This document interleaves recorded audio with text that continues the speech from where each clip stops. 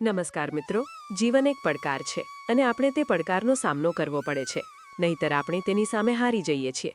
તમારું જીવન તમારી વિચારસરણી મુજબ બદલાશે, તેથી હંમેશા હકારાત્મક વિચાર રાખો. તે સુંદર ક્ષણ વિશે વિચારશો નહીં, તે તો ગઈકાલ હતી. તમે આજ પર ધ્યાન આપો. દરેક દિવસ એક નવી સવાર, એક નવી શરૂઆત લઈને આવે છે. આજે તમારી પાસે કંઈક સારું કરવાની, કંઈક નવું શીખવાની નવી તક છે. વીતી ગયેલી કાલ એક સ્વપ્ન છે અને આવતીકાલ એક કલ્પના માત્ર. આજ જ વાસ્તવિકતા છે. તેથી તમારી પૂરી તાકાત અને ઉર્જા આજના દિવસને શ્રેષ્ઠ બનાવવામાં લગાવી દો. યાદ રાખો, તમારી વિચારસરણીમાં ખૂબ મોટી શક્તિ છે.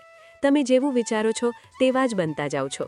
જો તમે તમારી જાતને નબળી માનશો તો મુશ્કેલીઓ તમને વધુ મોટી લાગશે, પરંતુ જો તમે તમારી જાતને મજબૂત અને સક્ષમ માનશો તો મોટીથી મોટી ચુનૌતી પણ તમારી સામે ઘૂંટણ ટેકવી દેશે. તમારા મનને નકારાત્મક વિચારોનું ઘર ન બનવા દો. તેને આશા, વિશ્વાસ અને ઉત્સાહથી ભરી દો. માત્ર વિચારવું જ પૂરતું નથી. તમારી વિચારસરણીને વાસ્તવિકતામાં બદલવા માટે નાના નાના કદમ ઉઠાવવા પણ જરૂરી છે. દરરોજ એક નાનું કદમ તમને તમારી મંઝિલની નજીક લઈ જશે. રસ્તામાં મુશ્કેલીઓ આવશે, તમે પડશો પણ ખરા, પરંતુ હાર ન માનો. પડીને ઊભા થનારને જ બાજીગર કહે છે. દરેક ભૂલ એક બોધપાઠ છે, જે તમને પહેલાં કરતાં વધુ મજબૂત અને સમજદાર બનાવે છે. તેથી જીવનના આ પડકારને સ્વીકારો. પૂરા આત્મવિશ્વાસ અને સકારાત્મકતા સાથે તેનો સામનો કરો. દરેક ક્ષણને જીવો, દરેક અનુભવમાંથી શીખો અને હંમેશા આગળ વધતા રહો. તમારી જીત નિશ્ચિત છે.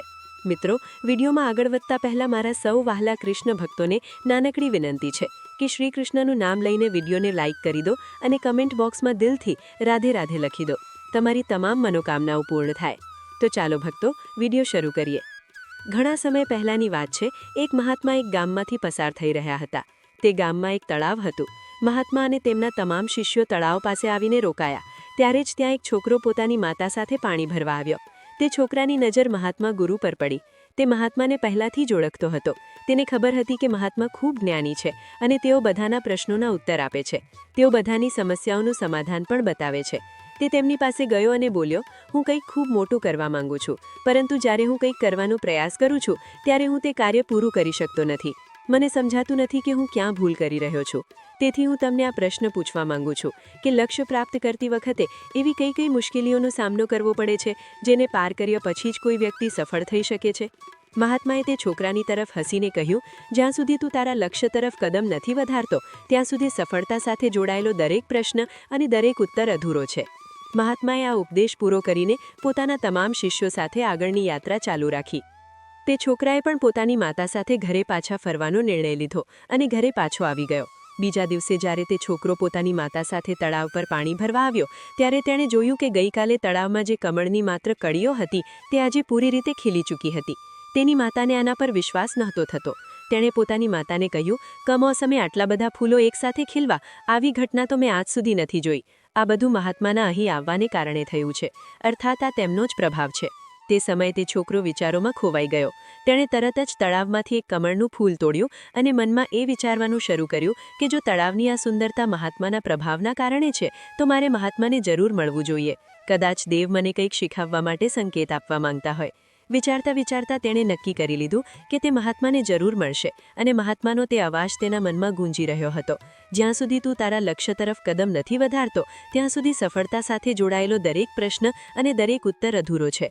ત્યારે તે છોકરાએ કમળનું ફૂલ એક માટલામાં રાખી લીધું અને તેણે આ નિશ્ચય કર્યો કે તે મહાત્માને મળીને જ રહેશે.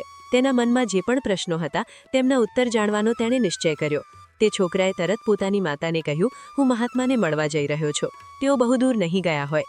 જો હું ઝડપથી ચાલું તો એક દિવસમાં જ હું તેમના સુધી પહોંચી જઈશ અને 1-2 દિવસમાં મળીને ઘરે પાછો આવી જઈશ. તેની માતાએ તેને ઘણું સમજાવવાની કોશિશ કરી, પરંતુ તે છોકરો ન માન્યો અને તરત જ યાત્રા પર નીકળી પડ્યો. તે રસ્તા પર ખૂબ ઝડપથી ચાલી રહ્યો હતો. બહુ ઓછા સમયમાં જ તેણે પોતાનું ગામ પાર કરી લીધું. ચાલતા ચાલતા તેનો થાક વધી રહ્યો હતો, જેનાથી તેની ઝડપ ઓછી થઈ રહી હતી, પરંતુ તેણે હાર ન માની. ધીમે ધીમે ચાલતો રહ્યો અને ચાલતા ચાલતા જંગલમાં પહોંચી ગયો. જંગલ જોઈને તેના મનમાં ડર ઉત્પન્ન થયો. તેણે વિચાર્યું કે મેં આજ સુધી જંગલ પાર નથી કર્યું અને આ જંગલમાં ઘણા જંગલી જાનવરો પણ હોઈ શકે છે. જો હું રસ્તો ભટકી ગયો તો હું મહાત્મા સુધી ક્યારેય નહીં પહોંચી શકું, અને જો હું કોઈ ખોટા રસ્તા પર જતો રહ્યો તો મને મહાત્મા સુધી પહોંચવામાં ઓછામાં ઓછા 2 દિવસ વધુ લાગશે.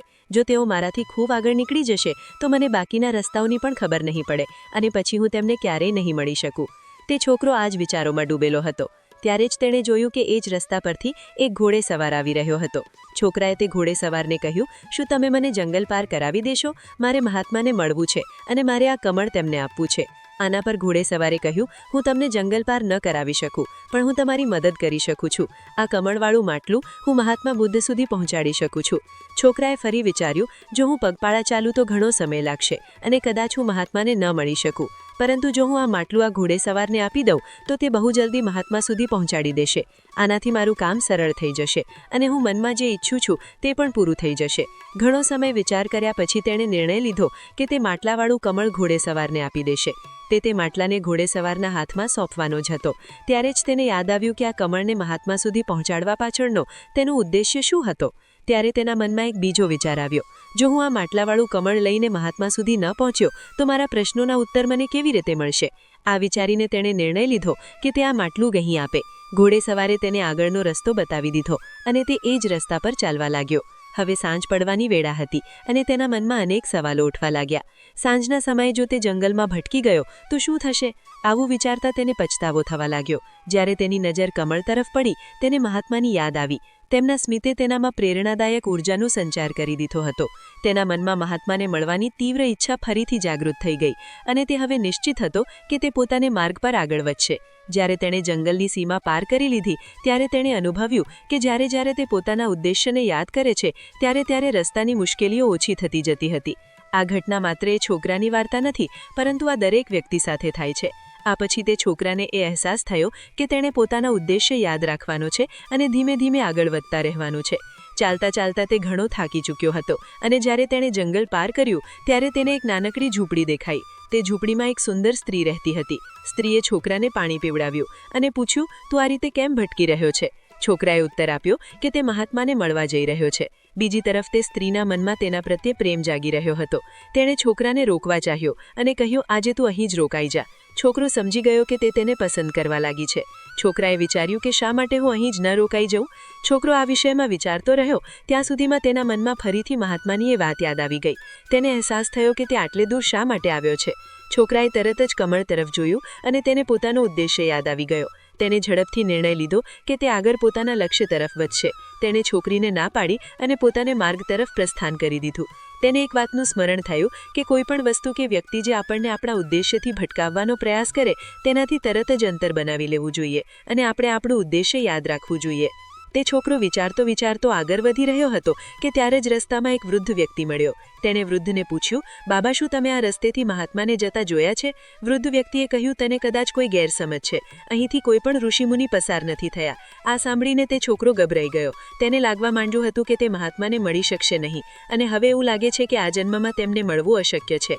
આ બધા વિચારોએ તેના મનને ઘેરી લીધું અને તે પોતાની જાત પર શંકા કરવા લાગ્યો. તે વારંવાર માત્ર એક જ વાત વિચારી રહ્યો હતો, આખરે મને તે કેમ ન દેખાયો? હું વારંવાર એક જ ભૂલ કેમ કરું છું? તે છોકરો માથું પકડીને ત્યાં જ બેસી ગયો.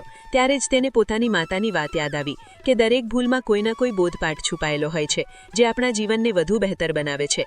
આ વિચારતા જ તેનું મન પૂરી રીતે શાંત થઈ ગયું.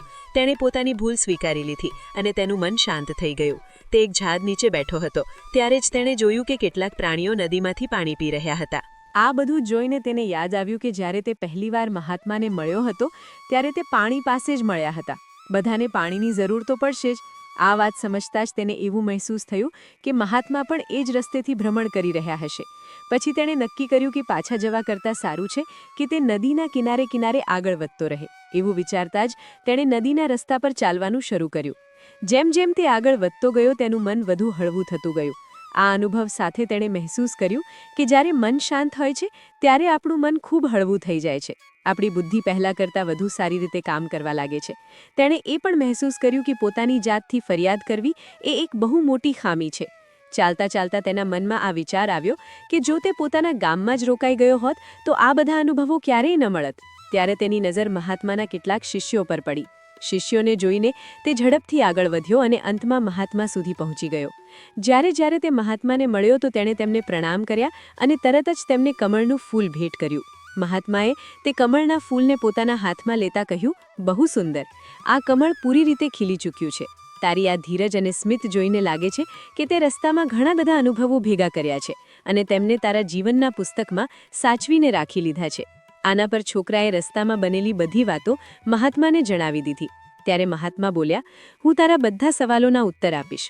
કોશિશ વગર દરેક વસ્તુ અધૂરી હોય છે. જ્યારે માણસ કોઈ લક્ષ્ય પ્રાપ્ત કરવા માટે રસ્તા પર ચાલે છે ત્યારે સૌથી પહેલાં પોતાના અનુભવથી જ શીખે છે. જ્યારે ધીમે ધીમે તેની બુદ્ધિ વધવા લાગે છે ત્યારે તે બીજાની ભૂલોથી પણ શીખવા લાગે છે. જીવનમાં લક્ષ્ય પ્રાપ્તિ માટે અને કોઈ ઉદ્દેશ્યમાં સફળતા પ્રાપ્ત કરવા માટે આપણે તે રસ્તા પર ચાલવું પડે છે. ત્યારે જ આપણે સફળતા પ્રાપ્ત કરવાના રહસ્યને જાણી શકીશું. દરેક લક્ષ્યને હાંસલ કરવામાં કેટલીક ચુનૌતીઓ આવે છે અને તેમનું સમાધાન કર્યા પછી જ આપણે આપણા લક્ષ્ય સુધી પહોંચી શકીએ છીએ. જો તે ચુનૌતીઓનો સામનો કરી લીધો તો તું તારા લક્ષ્યને હાંસલ કરી લઈશ. જેમ તું આ કમળનું ફૂલ મારા સુધી પહોંચાડવા માંગતો હતો અને તારો ઉદ્દેશ્ય પણ આ જ હતો. દર વખતે જ્યારે તું આ ફૂલને જોતો હતો ત્યારે તને તારો ઉદ્દેશ્ય યાદ આવી જતો હતો. તે તારા અનુભવથી શીખ્યું કે મંજિલ સુધી કેવી રીતે પહોંચવું. તારા મનમાં અનેક પ્રકારના ડર અને શંકાઓ ઉત્પન્ન થઈ રહી હતી. તે આજ સુધી ક્યારેય જંગલ પાર નહોતું કર્યું અને તારે રસ્તામાં અનેક પ્રકારની અડચણો સહન કરવી પડી. જ્યારે આપણા રસ્તામાં વિભિન્ન અડચણો ઉત્પન્ન થાય છે ત્યારે આપણું મન વિચલિત થઈ જાય છે અને આપણે આપણા લક્ષ્યથી ભટકી જઈએ છીએ. પરંતુ જ્યારે આપણે આપણું પૂરું ધ્યાન અડચણો પરથી હટાવીને આપણા ઉદ્દેશ્ય પર લગાવીએ છીએ ત્યારે બધી અડચણો જાતે જ નાની લાગવા માંડે છે અને આપણે તેને સરળતાથી પાર કરી લઈએ છીએ. શરૂઆતમાં આ સમસ્યા બધા સાથે થાય છે. તેઓ નથી સમજી શકતા કે તેમને જીવનમાં સફળ થવું શા માટે આવશ્યક છે. પરંતુ જેમ જેમ તમે આગળ વધો છો અને પોતાના લક્ષ્ય પ્રત્યે પૂરી રીતે સમર્પિત થાઓ છો ત્યારે સફળતા તરફ આગળ વધવું સરળ થઈ જાય છે. અસલી શક્તિ ઈચ્છાઓ પૂરી કરવામાં નથી, પરંતુ એમાં છે કે આપણે બધું જાણતા હોવા છતાં પણ સાચું કામ નથી કરી શકતા. જો આપણે આપણા ઉદ્દેશ્ય તરફ આગળ વધતા કોઈ ભ્રમજાળના મોહપાશકા ફસાઈ જઈએ છીએ તો આપણી લક્ષ્ય પ્રાપ્તિની યાત્રા અધૂરી રહી જાય છે. જેમ તે આ યાત્રા દરમિયાન હંમેશા ફૂલને તારી સાથે રાખ્યું તેવી જ રીતે આપણે આપણા ઉદ્દેશ્યને હંમેશા સામે રાખવું જોઈએ. આપણું લક્ષ્ય હંમેશા આંખોની સામે હોવું જોઈએ, જેથી આપણને નિર્ણય લેવામાં સરળતા રહે. સમર્પણ, સંઘર્ષ અને ધ્યાન, આ 3 ગુણો આની સામે રાખવું એ આપણા એ માર્ગને પ્રશસ્ત કરે છે જે આપણને સફળતા તરફ લઈ જાય છે. રસ્તામાં આવનારી અડચણોને સમજીને અને તેનાથી અનુભવ એકત્ર કરીને આપણે આપણા ઉદ્દેશ્યને પ્રાપ્ત કરી શકીએ છીએ. ઘણા સમય પહેલાંની વાત છે. એક ગામના એક વ્યક્તિ રહેતો હતો જેનું આ સંસારથી મન ભરાઈ ચૂક્યું હતું. તે આ સંસારની મોહમાયા ત્યાગી દેવા માંગતો હતો. એક દિવસ તેણે એવો નિર્ણય લીધો કે હવે તે આ સંસારની દરેક મોહમાયા છોડી દેશે. તે તરત જ પોતાના ઘર પાસે રહેતા એક મહાત્મા પાસે ગયો અને તેમને કહ્યું, મારે સંન્યાસી જીવન જીવવું છે. હું આ સંસારની મોહમાયા ત્યાગી દેવા માંગુ છું. મહાત્માએ પૂછ્યું, શું તું ખરેખર સંન્યાસીનું જીવન જીવવા માંગે છે? વ્યક્તિએ ઉત્તર આપ્યો, જી હા મહાત્મા. મહાત્માએ કહ્યું, ઠીક છે, પરંતુ તારે મારી એક વાત માનવી પડશે. આજ પછી તું મને ક્યારેય નહીં મળે. જ્યારે મને તારી જરૂર હશે હું જાતે જ તને બોલાવી લઈશ. અમારા આશ્રમમાં હજારો સંન્યાસીઓ રહે છે. તારે તેમની જેમ જ રહેવું પડશે, તેમની જેમ જ ખાવું પડશે, તેમની જેમ જ વસ્ત્રો પહેરવા પડશે અને તેમની જેમ જ જીવન જીવવું પડશે. વ્યક્તિએ કહ્યું, ઠીક છે ગુરુવર, હું તૈયાર છું. આટલું કહીને તેણે મહાત્માને પ્રણામ કર્યા અને આશ્રમ તરફ ચાલ્યો ગયો. આશ્રમમાં જઈને તેને એક ઓરડો મળ્યો જ્યાં તે રહેવા લાગ્યો. તેને ચોખા ખાંડવાનું કામ મળ્યું. તે દરરોજ આશ્રમમાં રહી રહેલા હજારો સંન્યાસીઓ માટે ચોખા ખાંડવાનું કામ કરવા લાગ્યો. આમ જ તેના દિવસો પસાર થતા ગયા. તેને લાગતું હતું કે જ્યારે ગુરુજીને તેની જરૂર પડશે ત્યારે તેઓ તેને બોલાવી લેશે. સવારથી લઈને સાંજ સુધી તેનું કામ માત્ર ચોખા ખાંડવાનું જ હતું. તેણે આ કામ કરતાં કરતાં ધીમે ધીમે 12 વર્ષ વિતાવી દીધા, પરંતુ હજુ સુધી તે મહાત્માએ તેને બોલાવ્યો નહોતો. આશ્રમમાં રહેતા ચોખા ખાંડવાવાળા વ્યક્તિના મનમાં કોઈ વિચારો નહોતા અને કોઈ સમસ્યા પણ નહોતી. તે એકલા રહેતા રહેતા પોતાના વિચારો પર નિયંત્રણ મેળવી ચૂક્યો હતો અને જીવન જીવવાનો સાચો અર્થ સમજી ચૂક્યો હતો. તેના મનમાં હવે એક અલગ જ શાંતિ અને સુકૂન હતું. 12 વર્ષ પછી મહાત્મા ઘણા વૃદ્ધ થઈ ચૂક્યા હતા અને તેમને લાગી રહ્યું હતું કે હવે તેમનો અંતિમ સમય આવી ગયો છે. તેમણે વિચાર્યું કે હવે તેમણે પોતાનો એક ઉત્તરાધિકારી પસંદ કરવો પડશે. તેથી મહાત્માએ આખા આશ્રમમાં ઘોષણા કરાવી દીધી કે જે પણ ઉત્તરાધિકારી બનવા માંગતો હોય તેણે મોડી રાત્રે મારા ઓરડાની બહાર 4 પંક્તિઓ લખીને છોડી દેવી. આ પંક્તિઓમાં તેણે જણાવવાનું રહેશે કે જીવન જીવવાની સાચી રીત કઈ છે અને આ જીવનને કેવી રીતે જીવવું જોઈએ. તેણે જીવનનું સત્ય લખવું પડશે. પરંતુ એક વાત યાદ રાખજો, આ બધું પોતાના અનુભવોના આધારે લખવાનું છે. જે પણ આ કસોટીમાં સફળ થશે તે જ મારો ઉત્તરાધિકારી હશે. આશ્રમમાં જેટલા પણ લોકો હતા તે બધા મહાત્માનો આદર કરતા હતા અને તેમને છેતરવા નહોતા માંગતા. હજારો શિષ્યોમાંથી એક વિદ્વાન શિષ્ય હિંમત ભેગી કરીને અંધારી રાતમાં દિવાલ પર 4 પંક્તિઓ લખી. મન એક અરીસા સમાન છે જેમાં ધૂળ જામી જાય છે. તે ધૂળને સાફ કરી દો તો સત્યનો અનુભવ થઈ જાય છે. બીજી સવારે જ્યારે મહાત્મા ઉઠ્યા અને દિવાલ પર લખેલી પંક્તિઓ વાંચી તો તેમણે કહ્યું, કયા મૂર્ખે આ લખ્યું છે? મારી દિવાલને કોણે ખરાબ કરી છે? તેને પકડીને અત્યારે જ મારી પાસે લાવો. તપાસ કરી તો ખબર પડી કે તે શિષ્ય પંક્તિઓ લખ્યા પછી રાત્રે જ આશ્રમ છોડી દીધો હતો. આશ્રમના બધા લોકો ચિંતિત થઈ ગયા કે આટલા સારા વિચારો લખ્યા છતાં મહાત્માને કેમ સારા ન લાગ્યા. કેટલાક લોકો ચોખા ખાંડવાવાળા વ્યક્તિના ઓરડાની બહાર આ બધી વાતો કરી રહ્યા હતા. ચોખા ખાંડવાવાળો વ્યક્તિ આ બધી વાતો સાંભળતા જોરથી હસવા લાગ્યો. લોકો તેને પૂછે છે, તને આમાં હસવા જેવી કઈ વાત લાગે છે? પેલો માણસ તે ચોખા ખાંડવાવાળા વ્યક્તિને કહે છે, તું તો 12 વર્ષથી માત્ર ચોખા ખાંડવાનું જ કામ કરી રહ્યો છે. તને કઈ વાતનું જ્ઞાન છે? જો તને આટલું જ જ્ઞાન છે તો તું જાતે જ સારા શબ્દો કેમ નથી બતાવી દેતો? ચોખા ખાંડવાવાળો વ્યક્તિ હસતા હસતા જવાબ આપે છે, ઠીક છે, હું વાતો જરૂર જણાવી દઈશ, પરંતુ કોઈએ મારી વાતો લખવી પડશે. લોકો પૂછે છે, ઠીક છે, જણાવ, શું લખવાનું છે? ત્યારે તે વ્યક્તિ કહે છે, લખો, કેવો અરીસો, કઈ ધૂળ, ન કોઈ અરીસો ન કોઈ ધૂળ. જે આને જાણી લે છે તે જ સત્યને પ્રાપ્ત કરી લે છે. આનું તાત્પર્ય એ છે કે જે વ્યક્તિ પોતાના મનની પવિત્રતાને સમજે છે અને પોતાની અંદરની ધૂળને હટાવે છે તે સત્યને જાણી લે છે. ગુરુદેવ અડધી રાત્રે ચોખા ખાંડવાવાળા વ્યક્તિ પાસે આવ્યા અને કહ્યું, તું અહીંથી ચાલ્યો જા. તારા કહેલા શબ્દો સત્ય છે અને જીવનના અનુભવો દર્શાવે છે. મેં મનોમન તારો ઉત્તરાધિકારી માની લીધો છે. જો હજારો લોકોને આ વાત ખબર પડી જશે તો તેઓ તારાથી ઈર્ષા કરશે અને તને નુકસાન પહોંચાડશે. તેથી તું અહીંથી ચાલ્યો જા. ગુરુએ તે વ્યક્તિને કહ્યું, જ્યારે તારા મનના બધા વિચારો શાંત થઈ જશે ત્યારે તારી અંદર વિચાર આવવાનું બંધ થઈ જશે. એ દિવસે તને સત્યનો અનુભવ થશે. તે આજે આ વાત સિદ્ધ કરી દીધી. મનને શાંત કરવાની પહેલી રીત એ છે કે પોતાના વિચારોને સારી રીતે સમજો. જો તમે તમારા મનના વિચારોને દબાવવાની કોશિશ કરો છો તો મન વધુ ઝડપથી ભટકવા લાગે છે. જ્યારે પણ તમને લાગે કે તમારું મન ભટકી રહ્યું છે તો તરત તેના પર ધ્યાન આપવાનું શરૂ કરી દો. જો તમે આનો નિરંતર અભ્યાસ કરતા રહેશો તો એક સમય આવશે જ્યારે તમે તમારા વિચારોને નિયંત્રિત કરી શકશો. ત્યારે જઈને તમને અસલી સુકૂન અને શાંતિ પ્રાપ્ત થશે. આજકાલની ભાગદોડ ભરેલી જિંદગીમાં દરેક વ્યક્તિ એક સારા જીવનની તલાશમાં છે, પરંતુ તેમાંથી કેટલાક જ લોકો પોતાના લક્ષ્યો સુધી પહોંચી શકે છે, જ્યારે મોટા ભાગના લોકો પોતાના લક્ષ્ય સુધી પહોંચી જ નથી શકતા. વિડીયો પસંદ આવે તો લાઈક કરજો અને કમેન્ટમાં જય શ્રી રાધે કૃષ્ણ જરૂરથી લખજો.